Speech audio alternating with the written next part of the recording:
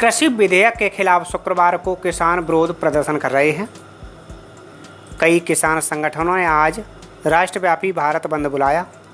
अखिल भारतीय किसान संघर्ष समन्वय समिति, अखिल भारतीय किसान महासंघ और भारतीय किसान यूनियन द्वारा देशव्यापी भारत बंद का आह्वान किया गया।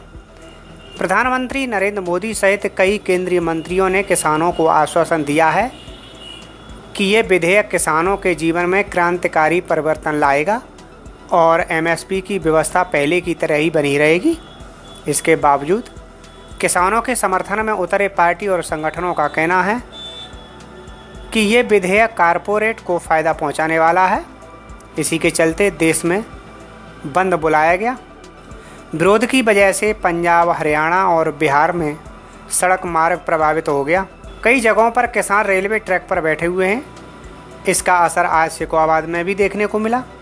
हमारी कांग्रेस की राष्ट्रीय अध्यक्षा श्रीमती सोनिया गांधी, उत्तर प्रदेश के अध्यक्ष अजय कुमार सिंह लल्लू के आह्वान पर हम किसानों की आवाज़ तहसील स्तर पर, ब्लॉक स्तर पर, जिले स्तर पर उठाने के लिए आदेश हमको प्राप्त हुआ है।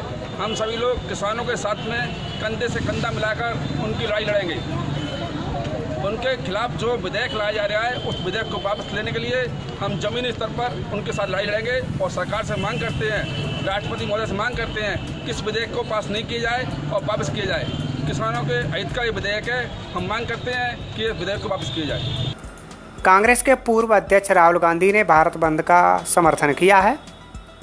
राहुल गांधी ने मोदी सरकार को निशाना पर लेते हुए कहा कि कृषि कानून हमारे किसानों को गुलाम बनाएंगे। राहुल ने कहा कि एक त्रुटिपूर्ण जीएसटी ने एमएसएमई को नष्ट करके रख दिया है। इसी के चलते आज फिरोजाबाद की तहसील सिकोहाबाद में कांग्रेस कार्यकर्ताओं ने किसान बिल को लेकर सड़कों पर नारेबाजी की। तहसील परिसर में सरकार विरोधी नारे लगाए। हिंदुस्तान के इतिहास में पहली बार किसान विरोधी बिल बहुमत न होते हुए भी राज्यसभा में सरकार ने विपक्ष की नामौजूदगी में पास कराया है। उसका हम लोग विरोध कर रहे हैं। हम हर स्तर पर संसद से लेकर सड़क तक किसानों के साथ हैं और ये काला कानून जो सरकार लाई है पूर्णतः किसान विरोधी है। इसके हम विरोध में हैं क्योंकि सरकार एक षड्यंत्र के तहत पहले व्यापारियों को ख़त्म किया जीएसटी के नाम पे, नोटबंदी के नाम पे। अब ये काला कानून लाकर किसानों की ज़मीन, किसानों की फसल बर्बाद करके बड़े उद्योगपतियों के लिए ये नियम लाए गए हैं। नंबर 2, किसानों की एमएसपी का जो न्यूनतम समर्थन मूल्य जो गवर्नमेंट घोषित करती थी वो बंद कर दिया इस नए विधेयक में। दूसरी चीज़, जो किसान अपनी फसल मंडियों में लाता था वो मंडियाँ ख़त्म की जा रही हैं। बड़े बड़े उद्योगपति अपनी मंडी खोलेंगे, अपनी दुकान खोलेंगे, वो लोग किसानों की फसलों को खरीदेंगे। ये सब चीज़ें हम लोग इसका विरोध कर रहे हैं क्योंकि 62 करोड़ किसान डायरेक्ट रूप से जुड़ा हुआ है ज़मीन से। ये 62 करोड़ जनता की लड़ाई कांग्रेस पार्टी हर स्तर पर लड़ने के लिए तैयार है।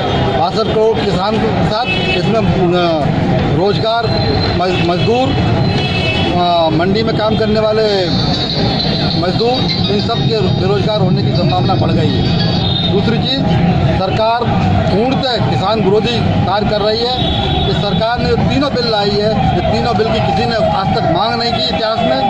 इनके किसानों के खुद भारतीय जनता पार्टी के खुद के किसान मोर्चे ने इस बिल का विरोध किया है। भारतीय जनता पार्टी के एक केंद्रीय मंत्री ने इस बिल के विरोध में इस्तीफा दिया है। तो कांग्रेस पार्टी इस बिल का पूर्णतः हर स्तर पर विरोध करेगी। ये लंबी लड़ाई है। हम किसानों के लिए किसी भी स्तर पर जाने के तैयार हैं, चाहे वो संसद में हो या सड़क पे हो, चाहे हमको जेल जाना पड़े। इस विधेयक को, इस काले कानून को हम वापस कराकर दम लेंगे।